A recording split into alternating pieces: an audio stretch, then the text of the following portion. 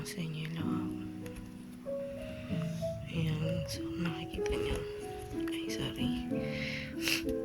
Ilagay lang ako dito ng ito. Para pag naglagay ng gamit, hindi magagasgasan. Ay, sorry naman. Paano na kayo balay-balay nito? Ayan lang. So, yun lang ang in-update ko. Okay. So, lilinisin ko lang to. Pupunasan ko to. Tsaka to.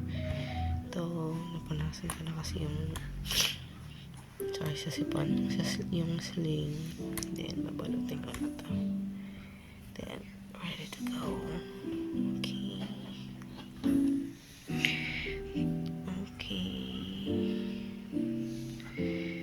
Sana magustuhan siya ng pagbibigyan na